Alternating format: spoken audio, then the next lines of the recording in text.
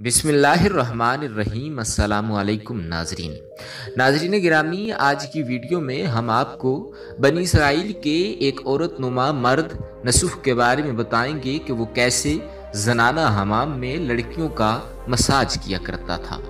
नसूह ने ये वाला पेशा क्यों इख्तियार किया और फिर अल्लाह ताला की जब हिदायत नसीब हुई तो नसूह ने कैसे सच्चे दिल से तौबा की और फिर उसी मुल्क का बादशाह भी बन गया जिसमें वो ये काम करता था। मगर वीडियो का बाकायदा आगाज करने से पहले नए आने वाले नाजरीन से गुजारिश है कि हमारे चैनल NN इन्फो को सब्सक्राइब करें। नाजरीन गिरामी, नसूह बनी इसराइल का एक औरत नुमा मर्द था जिसकी बारीक आवाज, बगैर दाढ़ी और नाजुक अंदाम थे। वो अपनी ज़ाहिरी शक्ल सूरत से फ़ायदा उठाते हुए जनाना हमाम में औरतों का मसाज भी करता था और उनके जिस्म की मैल भी उतारता था। कोई भी उसकी हकीकत नहीं जानता था, सभी उसे औरत समझते थे और यह तरीका उसके लिए ज़रिया माश भी था और औरतों के जिस्म से वो लज्जत भी हासिल करता था।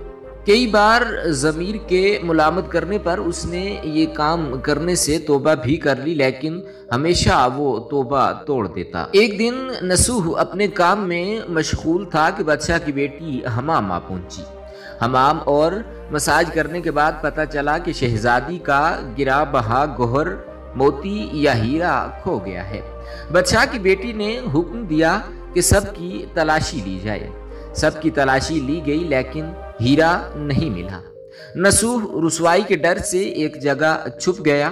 जब उसने देखा कि शहजादी की कनीजें उसे ढूंढ रही हैं तो सच्चे दिल से खुदा को पुकारा और खुदा की बारगाह में दिल से तौबा की और वादा किया कि आइंदा वो कभी भी ये काम नहीं करेगा। या मेरे मौला, मेरी लाज रख ले। वो ये दुआ मांग ही रहा था कि अचानक बाहर से आवाज सुनाई दी कि नसूह को छोड़ दो, हीरा मिल गया है।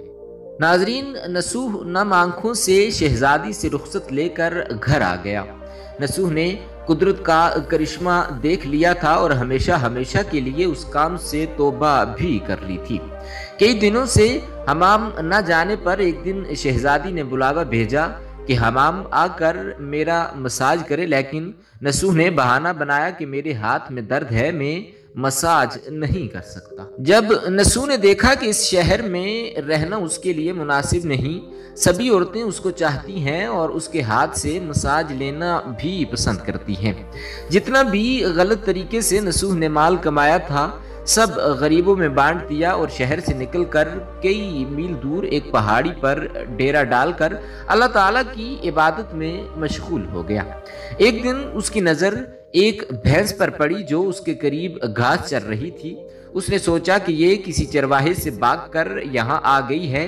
जब तक उसका मालिक ना आ जाए तब तक मैं उस भैंस की देखभाल कर लेता हूँ।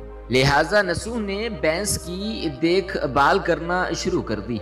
कुछ दिन बाद एक तिजारती काफिला रास्ता भूलकर इधर आ गया जो सारे प्यास की शिद्दत से निढाल थे और उन्होंने नसूह से पानी मांगा तो नसूह ने सबको भैंस का दूध पिलाया और सबको सैराब कर दिया। काफिले वालों ने नसूह से शहर जाने का रास्ता पूछा तो नसूह ने उनको आसान और नजदीकी रास्ता दिखा दिया। नसूह के इखलाक से मुतासिर होकर ताजरों ने जाते हुए उसे बहुत सारा माल बतौर तोहफा दे दिया। उसके बाद नसूह ने उन पैसों से वहां कुआं खुदवा दिया। आहिस्ता आहिस्ता लोग वहां बसने लगे और इमारतें बनाने लगे। वहां के लोग नसूह को बड़ी इज्जत और एहतराम की निगाह से देखते थे। रफ्ता रफ्ता नसूह की नेकी के चर्चे बादशाह तक जा पहुंचे। बादशाह के दिल में नसूह से मिलने का इश्तियाक पैदा हुआ तो उसने नसूह को पैगाम भेजा कि बादशाह आपसे मिलना चाहते हैं, मेहरबानी फरमा कर दरबार तशरीफ ले आए। नाजरीन गिरामी, जब नसूह को बादशाह का पैगाम मिला तो उसने मिलने से इनकार कर दिया और माजरत चाही कि मुझे बहुत सारे काम हैं, मैं नहीं आ सकता। बादशाह को बहुत ताज्जुब हुआ, मगर इस बेनियाजी को देखकर मिलने की तलब और बढ़ गई। बादशाह ने कहा, अगर नसूह नहीं आ सकते तो हम खुद उसके पास जाएंगे। جب بادشاہ نسوح کے علاقے میں داخل ہوا تو خدا کی طرف سے ملک الموت کو حکم ہوا کہ بادشاہ کی روح قبض کر لے۔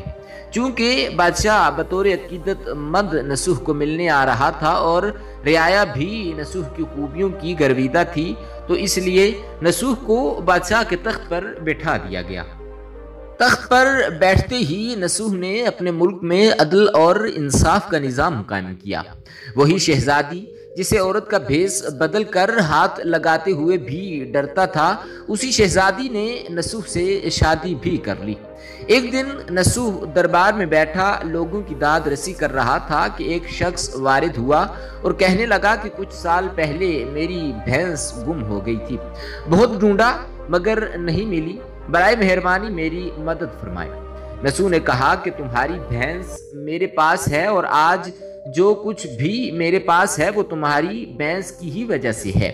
نسوح نے حکم دیا کہ اس سارے مال اور دولت کا آدھا حصہ بھینس کے مالک کو دے دیا جائے۔ اس کے بعد وہ شخص خدا کے حکم سے کہنے لگا، اے نسوح، جان لو نہ میں انسان ہوں اور نہ ہی وہ جانور بھینس ہے، بلکہ ہم دونوں فرشتے ہیں اور تمہارے امتحان کے لیے آئے تھے، اور یہ سارا مال اور دولت تمہارے جیسے سچے دل سے توبہ کرنے کا نتیجہ ہے، اور یہ سب کچھ تمہیں مبارک ہو۔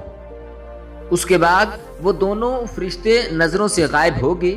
اسی وجہ سے سچے دل سے توبہ کرنے کو توبہ نسوح کہتے ہیں۔ ناظرین گرامی، تاریخ کی کتب میں نسوح کو بنی اسرائیل کے ایک بڑے عابد کی حیثیت سے لکھا گیا ہے۔ چونکہ نسوح رزق کمانے کے لیے اللہ کا ناپسندیدہ کام کیا کرتا تھا، جب وہ کام اللہ کے خوف کی وجہ سے چھوڑا تو اللہ تعالیٰ نے رزق کے اسباب پیدا کیے اور بادشاہت تک عطا کر دی۔ جب نسوح نے حرام طریقے سے لذت حاصل کرنا چھوڑ دی تو اللہ تعالیٰ نے نکاح میں شہزادی دے دی۔ ناظرین، اللہ تعالیٰ سے دعا ہے کہ اللہ تعالیٰ ہم سب کو توبہ کرنے اور تا دم مرگ اس توبہ پر قائم رہنے کی توفیق عطا فرمائے۔ آمین ثم آمین۔ ناظرین، امید کرتے ہیں کہ آپ کو ہماری آج کی یہ دلچسپ اور معلوماتی ویڈیو ضرور پسند آئی ہوگی۔ اسی طرح کی مزید دلچسپ اور معلوماتی ویڈیوز دیکھنے کے لیے جڑے رہیے ہمارے YouTube channel double N info کے ساتھ۔ ملتے ہیں ہماری اگلی ویڈیو میں۔ خدا رب العزت